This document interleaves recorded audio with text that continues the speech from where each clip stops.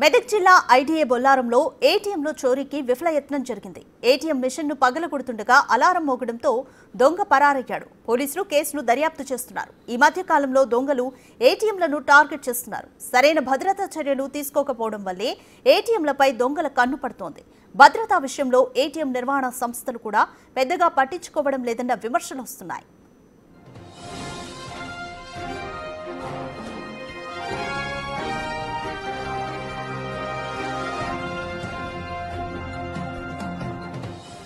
మెదక్ జిల్లా ఐటీఏ బొల్లారంలో ఏటీఎంలో చోరీకి విఫల యత్నం జరిగింది.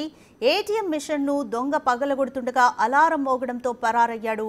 పోలీసులు కేసు నమోదు చేసుకుని దర్యాప్తు చేస్తున్నారు. అయితే ఈ మధ్య కాలంలో చూస్తూనే ఉన్నాం, దొంగలు ఏటీఎంలను టార్గెట్గా చేసుకుంటున్నారు. సరైన భద్రతా చర్యలు లేకపోవడం వల్లే ఏటీఎంలపై దొంగల కన్ను పడుతోందన్న భావన వినిపిస్తోంది.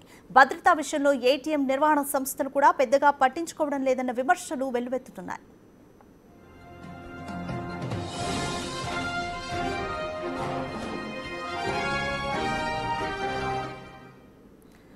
మోర్ డీటెయిల్స్ మా ప్రతినిధి దుర్గారెడ్డి అందిస్తారు. దుర్గారెడ్డి, ఐటీఏ బొల్లారంలో ఏటీఎంలో చోరుకి ఒక దొంగ అయితే తీవ్రంగా ప్రయత్నించాడు. అయితే అలారం మోగడంతో పారిపోయాడు. ఈ మధ్య ఇదివరకు కూడా ఒక సంఘటన చూసాము. ఏటీఎం మిషన్కి డైరెక్ట్గా నిప్పు పెట్టి కూడా పరారైన సంఘటనలు చూసాము. సో ఏటీఎం భద్రతకు సంబంధించి ఎటువంటి చర్యలు తీసుకోవాలని అధికార యంత్రాంగం భావిస్తోంది?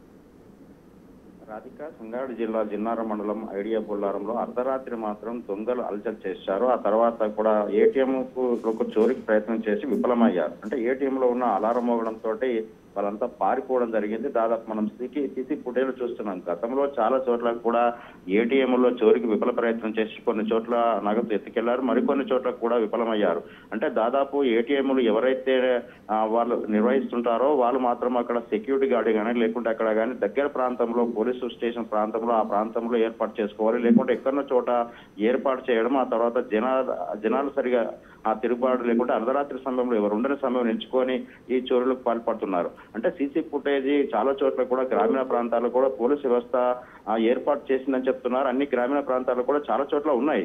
కొన్ని చోట్ల ఏటీఎంను టార్గెట్ చేయడం ఏంటంటే అక్కడికి వెళ్ళిన తర్వాత ఇప్పుడు మనం చూడొచ్చు, ఇప్పుడు ఐటీఏ బొల్లారంలో ఏటీఎం చోరీకి వచ్చిన వ్యక్తి మొత్తం మాస్కులు కట్టుకొని ఎలాంటి ముఖ కవళికలు బయట కనిపించకుండా ప్రయత్నం చేసి చోరీ చేసే ప్రయత్నం చేశారు. అంటే వీటన్నిటిపై గతంలో చేసిన నేరాలు ఎవరైతే ఉన్నారో వాళ్ళకి సంబంధించిన లేకుంటే ఇతరులు ఎవరైనా ఉన్నారని కానీ పోలీసులు ఆ కోణంలో విచారణ చేస్తున్నారు. విచారణలో కొన్ని ఎందుకంటే ఇది చోరీకి విఫల ప్రయత్నం చేసి వెళ్ళిపోయాడని చెప్పి నేరాల సంఖ్య తగ్గించడానికి కొన్ని కేసులు కూడా విఫలం చేసే ప్రయత్నంలో కొన్ని చోట్ల కేసులు నమోదయ్యి అంతంత మాత్రమే నమోదు చేస్తున్నారని చెప్పి వినిపిస్తుంది. నిజంగా వాస్తవం చూసినట్లంటే నిర్వాహకులతో పాటు ఇక్కడికి పోలీసు వ్యవస్థ కూడా ఆ సైరన్ మోగగానే అక్కడ పోలీస్ కంట్రోల్ రూమ్ కానీ లేకుంటే పెట్రోలింగ్ కానీ ఇమ్మీడియట్లీ వెళ్ళినట్లుంటే ఇట్లాంటి దొంగలు కొంతమందిని పట్టుకొని జైలు పంపినట్లుంటే మరికొన్ని చోట్ల కూడా ఏటీఎంలో చోరీ ఆపే అవకాశాలు ఉన్నాయి.